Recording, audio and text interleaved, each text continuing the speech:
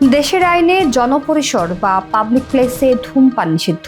ধূমপান করা নিয়ে দুই তরুণীকে হেনস্থা ও মারধরের ঘটনায় স্বরাষ্ট্র উপদেষ্টা লেফটেন্যান্ট জেনারেল অবসরপ্রাপ্ত জাহাঙ্গীর আলম চৌধুরী বলেছেন, পাবলিক প্লেসে ধূমপান নারী পুরুষ উভয়ের জন্য অপরাধ।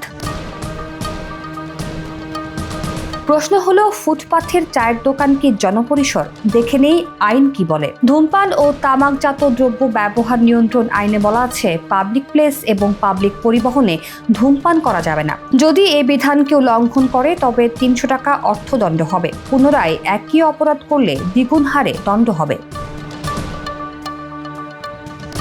পাবলিক প্লেস বলতে আইনে শিক্ষা প্রতিষ্ঠান, সরকারি অফিস, আধা সরকারি অফিস, স্বায়ত্তশাসিত অফিস ও বেসরকারি অফিস, গ্রন্থাগার, লিফট, আচ্ছাদিত কর্মক্ষেত্র, হাসপাতাল ও ক্লিনিক ভবন, আদালত ভবন, বিমানবন্দর ভবন, সমুদ্র বন্দর ভবন, নৌবন্দর ভবন, রেল স্টেশন ভবন, বাস টার্মিনাল ভবন, প্রেক্ষাগৃহ, প্রদর্শনী কেন্দ্র, থিয়েটার হল, বিপণী ভবন, চতুর্দিকে দেওয়াল দ্বারা আবদ্ধ রেস্টুরেন্ট, পাবলিক টয়লেট, শিশু পার্ক, মেলা বা পাবলিক পরিবহনে আরোহণের জন্য যাত্রীদের অপেক্ষার জন্য নির্দিষ্ট সারি, জনসাধারণ কর্তৃক সম্মিলিতভাবে ব্যবহার্য অন্য কোনো স্থান অথবা সরকার বা স্থানীয় সরকার প্রতিষ্ঠান কর্তৃক সাধারণ বা বিশেষ আদেশ দ্বারা সময় সময় ঘোষিত অন্য যে কোনো বা সব স্থান উল্লেখ করা হয়েছে। এখানে উল্লেখযোগ্য যে আইনের চতুর্দিকে দেওয়াল দ্বারা আবদ্ধ রেস্টুরেন্টকে জনপরিসর হিসেবে গণ্য করা হয়েছে।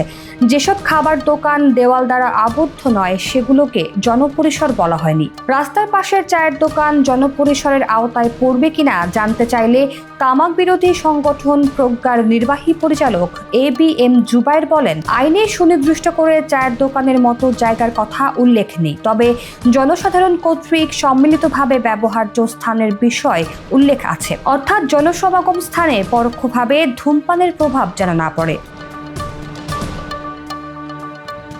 ধূমপান ও তামাকজাত দ্রব্য ব্যবহার আইনটি করা হয়েছে ২০০৫ সালে। শুরুতে এই আইনের প্রয়োগে ভ্রাম্যমাণ আদালত পরিচালনা করা হয়েছিল, জরিমানাও করা হতো। তবে তামাক বিরোধী সংগঠনগুলো বলছে, এখন আর এই আইন প্রয়োগে সরকারের তেমন কোনো চেষ্টা নেই, এমনকি সচেতনতা কর্মসূচিও নেই তেমন একটা।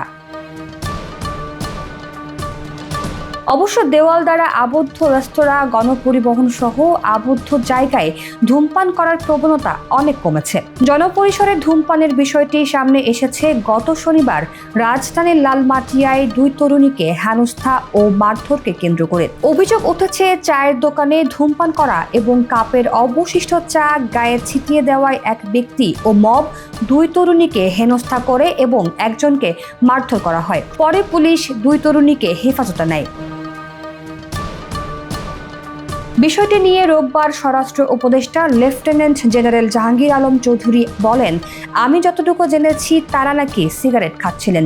কিছু লোক সেখান দিয়ে নামাজ পড়তে যাচ্ছিল, তারা বাধা দেওয়ায় তাদের উপর চা ছুঁড়ে মেরেছিল।